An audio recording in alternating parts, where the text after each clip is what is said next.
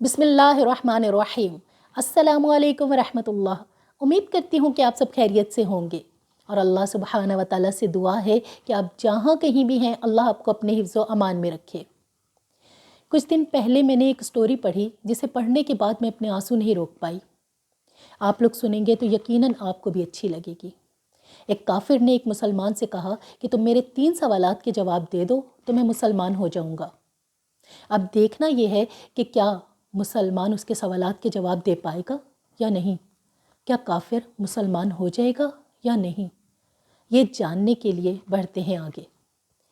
काफिर का पहला सवाल ये था कि जब हर काम अल्लाह की मर्ज़ी से होता है तो फिर इंसान को उसका ज़िम्मेदार क्यों ठहराया जाता है। उसका दूसरा सवाल ये था कि जब शैतान आग का बना हुआ है तो जहन्नुम की आग उस पर क्यों कर असर करेगी। और काफिर ने तीसरा सवाल ये किया कि जब तुम खुदा को देखते नहीं हो तो उसको मानते क्यों हो।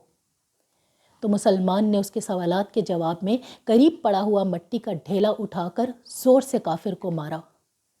इस पर काफिर को तो बहुत शदीद गुस्सा आ गया। उसने जाकर अपने काजी के पास मुकदमा दायर किया।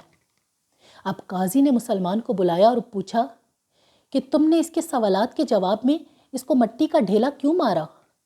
तो मुसलमान ने कहा कि इसका पहला सवाल ये था कि जब हर काम अल्लाह की मर्ज़ी से होता है तो इंसान को उसका ज़िम्मेदार क्यों ठहराया जाता है।